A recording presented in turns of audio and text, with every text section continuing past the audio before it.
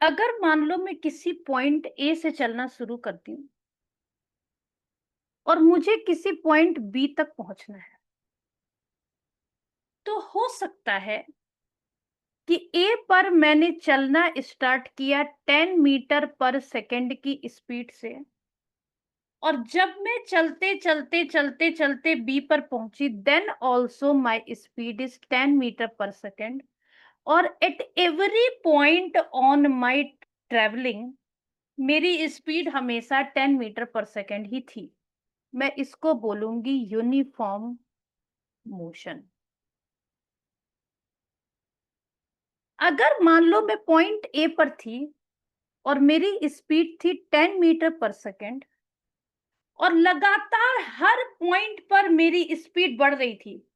पहले 10.2 हुई, 10.3 हुई, 10.4, 10.5, 10.6, 11, 12, 13, 14, 15, 16, 17, 18, 19, लगातार मेरी स्पीड बढ़ रही है और बढ़ते बढ़ते हो गई 20 मीटर पर सेकेंड।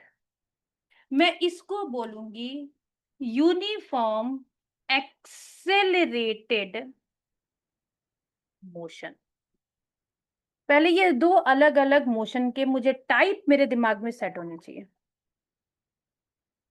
अगर मेरा क्वेश्चन इस तरीके का है तो मुझसे पूछा जाएगा क्या? एवरेज स्पीड निकालने को, स्पीड निकालने को, वेलोसिटी निकालने को। और हम लोग यहां पर कौन सा फॉर्मूला यूज करने वाले हैं?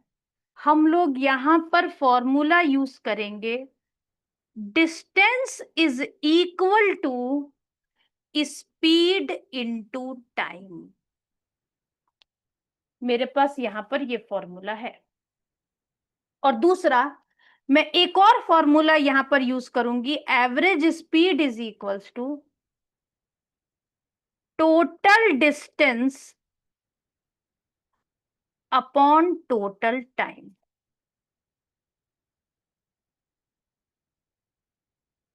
समझते हो बेटा? दो फॉर्मूला हम लोगों को यहां पर दिया जाएगा, हम लोग बस ये दो फॉर्मूला यूज करने वाले हैं। अगर मेरा क्वेश्चन इस तरीके का है तो हम जिस स्पीड से चलना स्टार्ट कर रहे थे उसको हम बोलेंगे यू, जिस स्पीड पे चलना फिनिश कर रहे थे उसको हम बोलेंगे वी। तो u इज इनिशियल स्पीड या फिर velocity, v is final speed या फिर वेलोसिटी। यहां पर हम t यूज करेंगे फॉर टाइम, s यूज करेंगे फॉर डिस्टेंस, a यूज करेंगे फॉर एक्सेलरेशन। बोलो, बात समझ में आती है? मेरे पास मेरा क्वेश्चन ऐसा है या मेरा क्वेश्चन ऐसा है, पहले मुझे ये डिसाइड करना चाहिए। और यहां पर तीन फॉर्मूले हैं मेरे साथ, v is equals to U plus A T,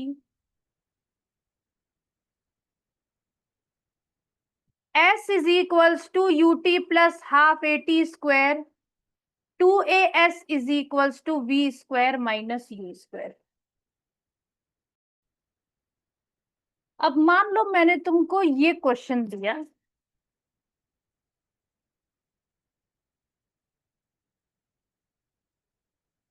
a car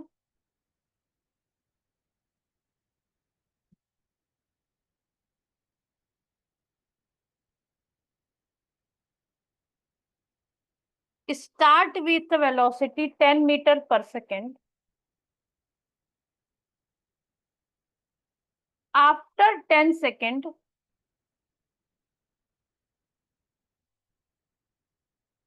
its velocity become 30 meter per second.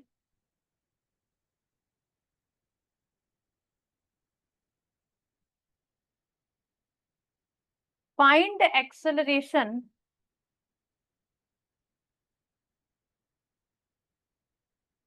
And distance travelled by car.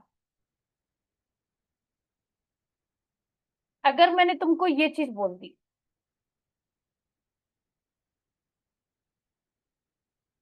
अब इस कंडीशन में हम लोग क्या काम करने वाले हैं? तो कार को हम लोग ये देखेंगे कि कार की स्टार्टिंग वेलोसिटी कितनी है, 10 metre per second. After 10 second उसकी फाइनल वेलोसिटी कितनी हो गई, 30 मीटर पर सेकेंड। तो अपने पास में दो फॉर्मूले हैं, v is equals to U plus eighty,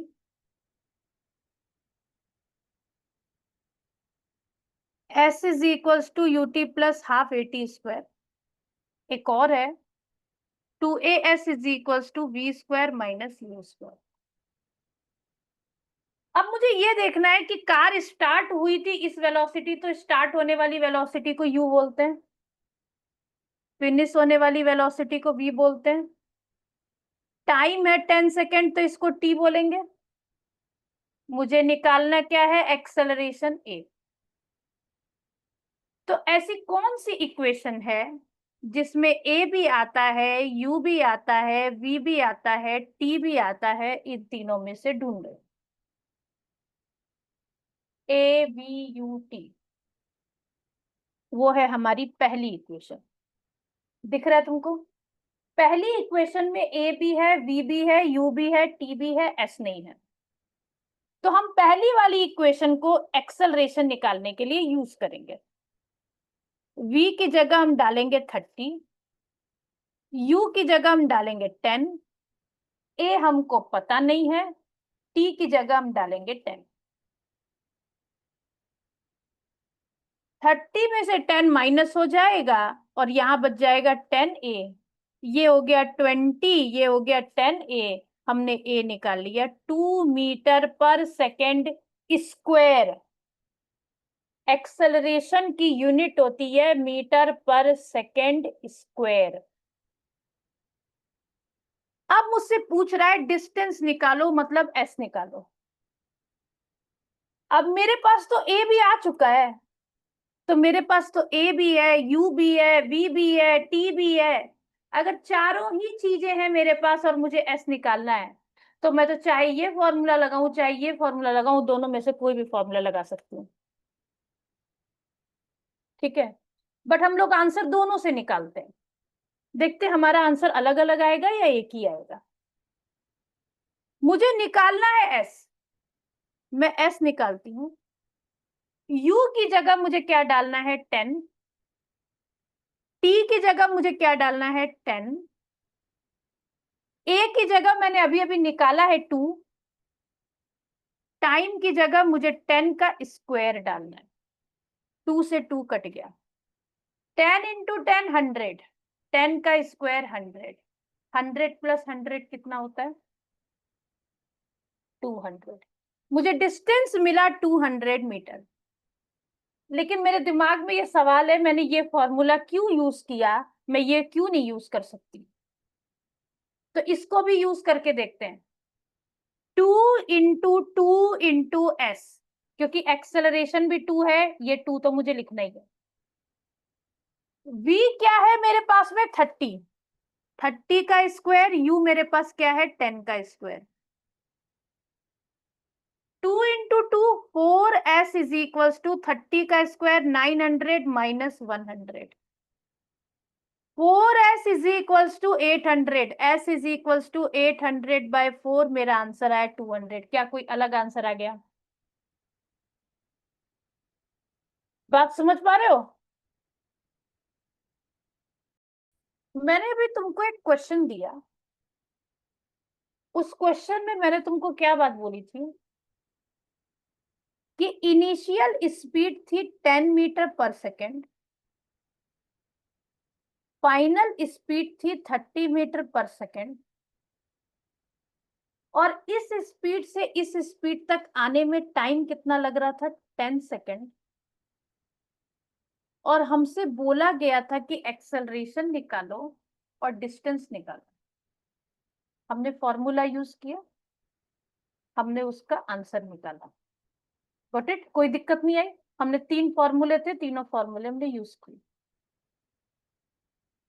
अब इस क्वेश्चन को एक अलग तरीके से करते हैं, that is by graph.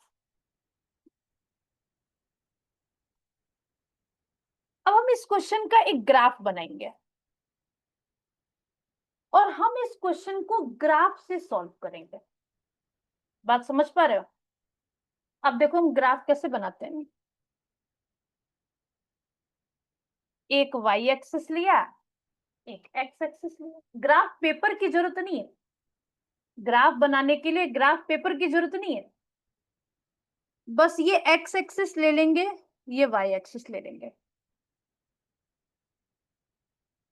Y axis पर हम हमेशा क्या रखेंगे? स्पीड। एक्स एक्सिस पर हम हमेशा क्या रखेंगे? टाइम। तो एक्सेलरेशन और डिस्टेंस कहां रखें? तो एक्सेलरेशन आएगा इस ग्राफ का स्लोप और डिस्टेंस आएगा इस ग्राफ का एरिया। अब स्लोप क्या है, एरिया क्या है, ये अभी हम लोग समझते हैं। अब सबसे पहले हम ग्राफ बनाएं कैसे। ग्राफ बनाने के लिए मैं सबसे पहले ये देखूंगी कि इनिशियल वेलोसिटी क्या थी, 10। फाइनल वेलोसिटी क्या थी, 30। और मुझे वेलोसिटी कहाँ मेजर करनी है? वाई एक्सिस पर। तो मैं यहां लिख देती हूँ 10, यहां लिख देती हूँ 20, यहां लिख देती हूँ 30। हम लोग इक्वल गैप देते थे ना ग्राफ पर, 10, 20, 30। टाइम कितना है? 10 सेकेंड है। तो अगर ये 0 है तो बीच में एक 5 बना दो, यहाँ पे 10 बना दो। बन गया। जो भी इनिशियल वेलोसिटी होती है ना, वो होती है टाइम 0 पर, और जो भी फाइनल वेलोसिटी होती है ना, वो मेरे मैक्सिमम टाइम पर होती है, वो होती है टाइम 10 सेकेंड पर।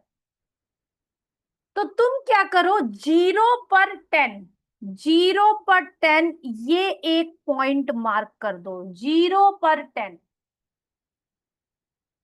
10 सेकेंड पर 30 मीटर पर सेकेंड मार्क करना है, 10 पे 30 मार्क कर दो। मार्क किया क्या? 10 पे 30 मार्क कर दो। मार्क कर लिया। अब इस दोनों लाइन को ऐसे, दोनों पॉइंट को ऐसे जोड़ दो। ये बन गया मेरा ग्राफ।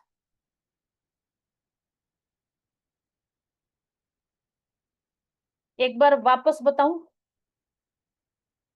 इनिशियल वेलोसिटी अगर 10 मीटर पर सेकेंड थी, तो इनिशियल का मतलब होता है टाइम टी जब 0 है। तो टाइम टी 0 पे तुम ले लो 10, जो भी इनिशियल वेलोसिटी है। जो भी फाइनल वेलोसिटी होती है वो मैक्सिमम टाइम पे होती है। तो 10 सेकेंड पे ले लो 30, 10 पे ले लिया 30, एक डॉट यहां बनाया, एक डॉट यहां बनाया, इस दोनों को ज्वाइन कर दिया। अब मुझे क्या निकालना है? एक्सेलरेशन। एक्सेलरेशन का मतलब होता है स्लोप, स्लोप का मतलब होता है परपेंडिकुलर अपॉन बेस। स्लोप का मतलब होता है परपेंडिकुलर अपॉन बेस, लेकिन इसके लिए मुझे एक ट्रायंगल पहले बनाना पड़ेगा। उसका परपेंडिकुलर होगा, उसका बेस होगा। ट्रायंगल कहाँ है? ट्रायंगल अगर मैं देखूं तो जो भी ये लाइन तुम्हारी है, इधर पीछे मत चले जाना, पीछे मत चले जाना। ये मत सोचना कि ये ट्रायंगल ले लेते हैं। आगे की तरफ, टाइम एक्सिस की तरफ, एक्स एक्सिस से यहां यूं और वाई एक्सिस से यहां यूं। ये क्या बन गया तुम्हारा? ट्रायंगल। बात समझते हो? पीछे नहीं, आगे आके बनाना है ट्रायंगल। बना लिया? अब ध्यान से देखो, ये है तुम्हारा परपेंडिकुलर, ये है तुम्हारा बेस। अब तुम देखो बेस कितना बड़ा टाइम है, बेस तुम्हारा टाइम ही बताएगा। 0 से लेकर 10, 0 से लेकर 10 मतलब बेस है 10 - 0। परपेंडिकुलर कहां से कहां तक है? 10 से लेके 30 मतलब है 30 - 20। ये हो गया 20, ये हो गया 10। अब हम लोग क्या करेंगे, 20 और 10 को डिवाइड कर देंगे। क्या मेरा आंसर यही आया था क्वेश्चन में जब मैंने सॉल्व किया था?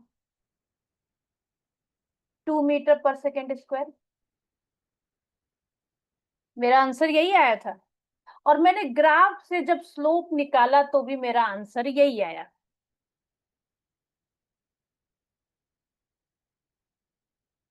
बोलो बेटा, बात समझ में आती है क्या? बेटा बात समझ में आती है क्या? हमने ग्राफ की लाइन कौन सी बनाई थी? हमने ग्राफ की लाइन बनाई थी ये वाली। बनाई थी क्या ये वाली लाइन? इस पॉइंट को लिया था, 0 पे 10, 10 पे 30 और फिर उसको ज्वाइन किया था। अगर इनिशियल वाले पॉइंट को मैं एक्स एक्सिस से ज्वाइन कर दूं, एरिया कैसे निकालते हैं? इनिशियल को एक्स एक्सिस से ज्वाइन करो, फाइनल को एक्स एक्सिस से ज्वाइन करो, फिर जो एरिया बनता है उसी एरिया की बात करते हैं। तो फाइनल को भी एक्स एक्सिस से ज्वाइन करो, इनिशियल को भी एक्स एक्सिस से ज्वाइन करो। ये बीच का जो फिगर है ना, ये पूरा, इस फिगर का एरिया निकाल लो, तुम्हारा डिस्टेंस आ जाएगा। इस फिगर का एरिया निकालने का मुझे तरीका, दो तरीका मुझे दिखाई दे रहा है। एक तो मैं ट्रेपीजियम का निकाल लूं, या मैं इसको बना लूं ट्रायंगल और इसको बना लूं रेक्टेंगल। और मैं एरिया निकालने के लिए क्या काम करूं? एरिया ऑफ ट्रायंगल और एरिया ऑफ रेक्टेंगल को मैं ऐड कर दूंगा। एक ट्रायंगल है, एक रेक्टेंगल है। अगर मैं ट्रायंगल का एरिया निकालूंगी तो ट्रायंगल के एरिया का फॉर्मूला होता है half into base into height. और अगर मैं रेक्टेंगल का एरिया निकालूंगी तो उसका फॉर्मूला होता है लेंथ इंटू ब्रेथ। अगर मैं ट्रायंगल निकाल रही हूं तो ये मेरा बेस है, ये मेरा हाइट है। बेस हमने कितना निकाला था? 10। हाइट हमने कितनी निकाली थी? 20। तो हाफ इंटू 10 × 20 कट गया, ये आ गया 100। एल इंटू बी, ये लेंथ है 0 से लेके 10 तक, 10 लेंथ है। और ये हाइट कितनी है? ये हाइट कितनी है? 0 से लेके 10 ही तो है, 0 से लेके 10 है, ये भी 10 है। तो 10 × 10 कितना होता है? 100। क्या मैं इन दोनों को ऐड करूंगी तो मेरा आंसर 200 नहीं आएगा? यही तो मेरा आंसर आ रहा था।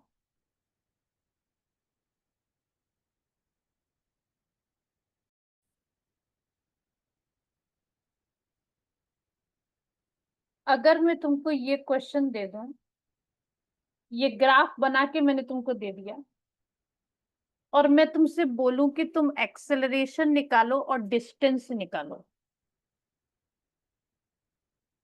एक्सेलरेशन के लिए मैंने तुमको बोला कि स्लोप निकालना है, एक रफ लाइन हम लोग यहाँ पर खींच सकते हैं, रफ लाइन यहाँ पर कंस्ट्रक्ट कर सकते हैं, ताकि हम ये लेंथ निकाल सके परपेंडिकुलर के लिए, ये लेंथ निकाल सके बेस के लिए।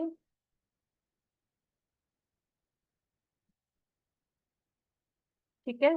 और एरिया जब हम निकालने जाएंगे तो ये मेरा एल होगा और ये मेरा बी होगा। अब थोड़ा सा दिमाग लगाइए और एक्सेलरेशन और डिस्टेंस का आंसर निकाल के दीजिए। इसका मतलब हमारा एक्सेलरेशन का आंसर आएगा 3/2 मीटर पर सेकेंड स्क्वायर, और डिस्प्लेसमेंट या डिस्टेंस का आंसर आएगा 125 मीटर। एक्सेलरेशन निगेटिव भी हो सकता है। अगर एक्सेलरेशन निगेटिव है तो हम उस एक्सेलरेशन को बोलते हैं रिटार्डेशन। निगेटिव एक्सेलरेशन को बोला जाता है रिटार्डेशन। रिटार्डेशन में स्पीड क्या होती है? डिक्रीज होती है। रिटार्डेशन का मतलब क्या होता है? Speed decreases. और एक्सेलरेशन का मतलब क्या होता है? Speed increases. अब ये कब लगता है? जब हम क्या लगाते हैं? ब्रेक। निगेटिव एक्सेलरेशन होता है जब हम ब्रेक लगा रहे होते हैं। जैसे एग्जांपल के लिए मैं तुमको एक क्वेश्चन दे दूं। A car moves with a speed of 10 meter per second.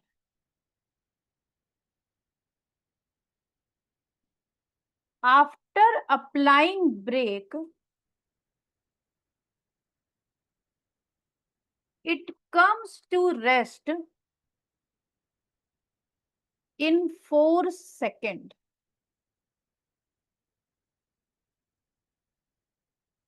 Find acceleration of car and distance traveled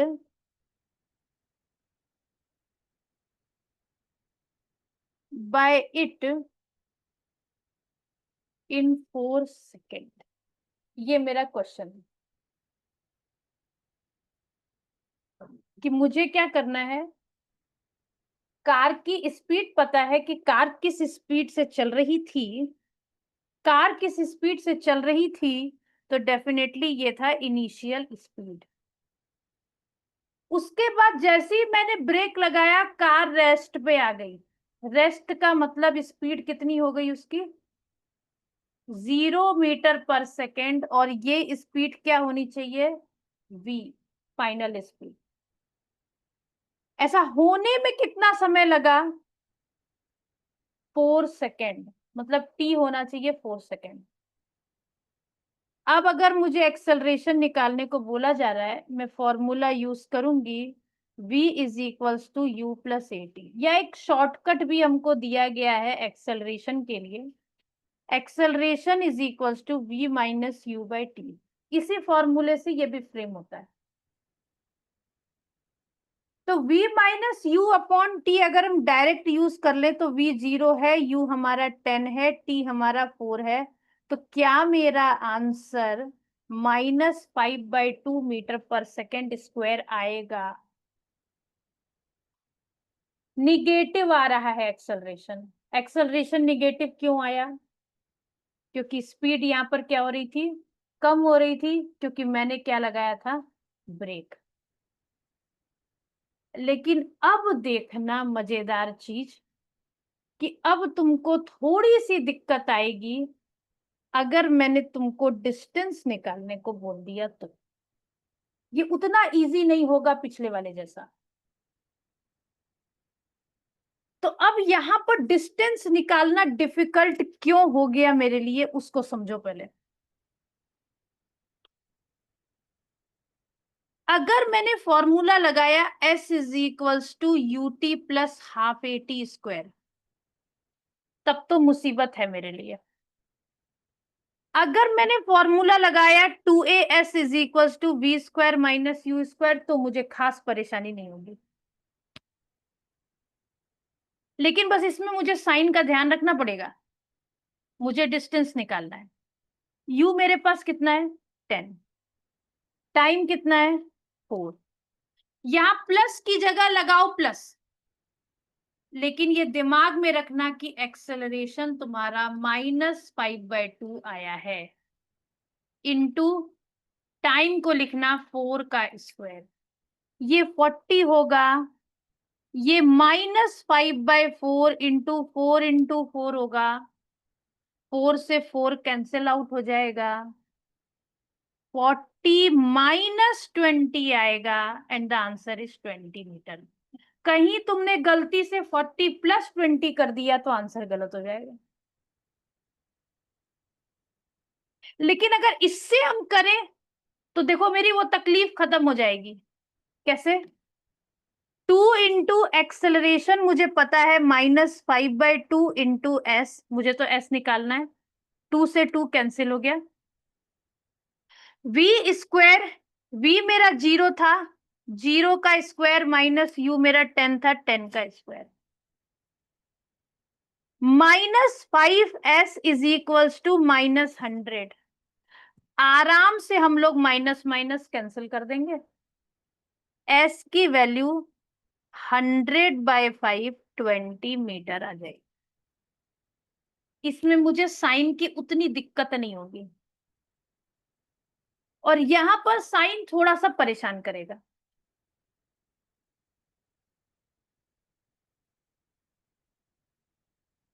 बात को समझ पा रहे हो? और अगर मैंने इस क्वेश्चन का ग्राफ बना लिया, अगर मैंने इस क्वेश्चन का ग्राफ बना लिया 10 से 0 आने का इन 4 सेकेंड, तो मेरा ग्राफ देखो दिखाई कैसा देगा। मेरा ग्राफ दिखाई ऐसा देगा, यहां तो मुझे स्पीड लिखनी थी, यहां मुझे टाइम लिखना था, स्पीड में यहां मुझे 10 लिखना था, 10 से 0 आना था इन 4 सेकेंड। तो पहले स्पीड थी 10, बाद में हो गई 4, तो ग्राफ बना ऐसे।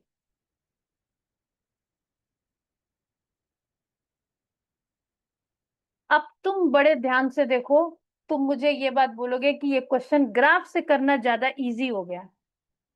कैसे? एक्सेलरेशन बड़े आराम से निकल जाएगा, डिस्टेंस बड़े आराम से निकल जाएगा। एक्सेलरेशन कैसे निकल जाएगा? परपेंडिकुलर मुझे यहीं पे दिख रहा है 10, और बेस मुझे यहीं पे दिख रहा है 4, एक्सेलरेशन मेरा हो गया 10/4। डिस्प्लेसमेंट कितना हुआ? ये एरिया निकालना है, ये एरिया मेरा निकालना बहुत आसान है, 1/2 into 10 into 4, 1/2 into base into height. देखो मेरा आंसर 20 है, तुरंत निकल गया। तो मेरा ये क्वेश्चन ग्राफ पे ज्यादा इजी हो गया। तो अब ये मुझे कैसे पता चलेगा कि मेरा कौन सा क्वेश्चन ग्राफ पे इजी हो गया, कौन सा इस पे हो गया?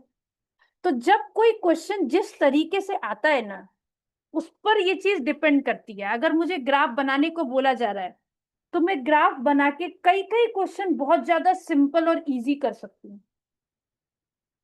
बात को समझ पा रहे हो? इस ग्राफ को अगर मैं क्वेश्चन के फॉर्मेट में समझूं, तो मैं ऐसा समझ रही हूं कि एक पॉइंट ए है, उस पॉइंट ए पर उस कार की स्पीड 0 है। मतलब पॉइंट ए कैसे समझा जा सकता है? टाइम 0 सेकेंड पर स्पीड 0 है।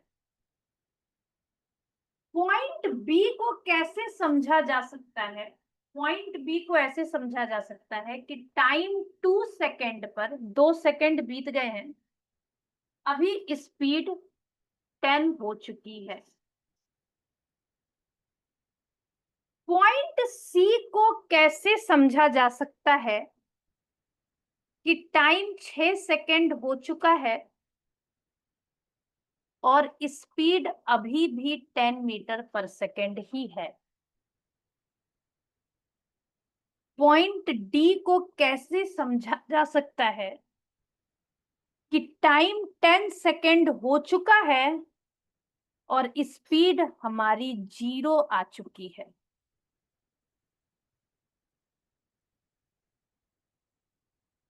इसका मतलब टाइम तो लगातार बढ़ रहा है।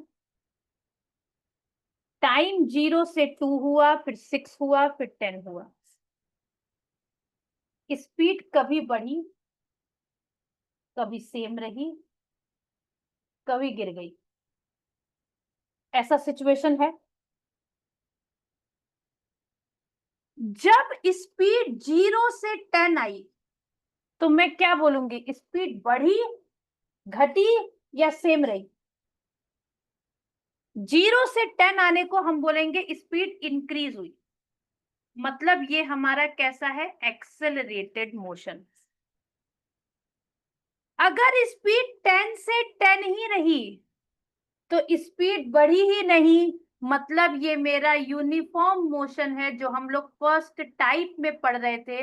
मतलब स्पीड में तो कोई चेंज ही नहीं हुआ, स्पीड में तो कोई चेंज ही नहीं हुआ। 10 से 0 जब हम आए तो हम बोलेंगे स्पीड हमारी निगेटिव हो गई, मतलब ये केस है रिटार्डेशन। एक्सेलरेशन निगेटिव हो गया है यहां पर, यहां एक्सेलरेशन पॉजिटिव था, और इस केस में एक्सेलरेशन कितना था, स्पीड तो बदली ही नहीं, तो एक्सेलरेशन था 0। अब अगर मुझसे पूछा जाए कि from 0 to 2 second, 0 to 2 second के बीच में कितना एक्सेलरेशन था ये बताओ। तो 0 to 2 सेकेंड में मेरा परपेंडिकुलर कितना था, मेरा बेस कितना था, वो निकाल लो। परपेंडिकुलर मेरा 10 है, बेस मेरा 2 है, हम 10/2 कर देंगे, ये 5 मीटर/सेकेंड स्क्वायर मेरा एक्सेलरेशन आ गया। 0 to 2 सेकेंड में अगर मुझसे बोले कितना डिस्टेंस कार ने ट्रेवल किया, इस पूरे ट्रायंगल का एरिया निकाल लो। एरिया कैसे निकाला जाएगा, 1/2 × 10 × 2, 10 मीटर मेरा एरिया आ गया। अगर तुमसे पूछा जाए कि 2 सेकेंड से 4 सेकेंड के बीच में एक्सेलरेशन बताओ, अरे तो 2 से 4 में तो गाड़ी की स्पीड यूनिफॉर्म है, सीधी लाइन है, सीधी लाइन पे ट्रायंगल कैसे बनाएंगे, सीधी लाइन पे ट्रायंगल कैसे बनाया जाएगा, तो एक्सेलरेशन है 0। मुझसे पूछा जाए डिस्प्लेसमेंट बताओ, तो हम 2 सेकेंड का एरिया निकाल लेंगे। कैसे निकालें, इस 2 से 6 का, 2 से 6 का एरिया कैसे निकालें, ये लेंथ है 2 से 6, 2 से 6 4 होता है, और 0 से 10 10 होता है, 10 × 4 कितना हो जाएगा, 40। तो हम बोलेंगे लेंथ इंटू ब्रेथ कितना हो गया, 40 मीटर। ये तो रेक्टेंगल बन रहा है। अब मुझसे बोलेगा कि 4, ये सॉरी 2 से 4 सेकेंड नहीं था, ये 2 से 6 सेकेंड था। अब मुझे बोला जाएगा 6 to 10 सेकेंड में बताओ एक्सेलरेशन कितना है, तो एक्सेलरेशन तो नीचे गिर रहा है। पहली बात तो एक्सेलरेशन निगेटिव है, दूसरा मैं यही बोलूंगी कि ये 10 है और ये कितना है, 6 से 10 4 होता है। इसका मतलब एक्सेलरेशन मेरा है 10/4, 5/2 मीटर/सेकेंड स्क्वायर, लेकिन निगेटिव है। निगेटिव इसलिए क्योंकि नीचे गिर रहा है।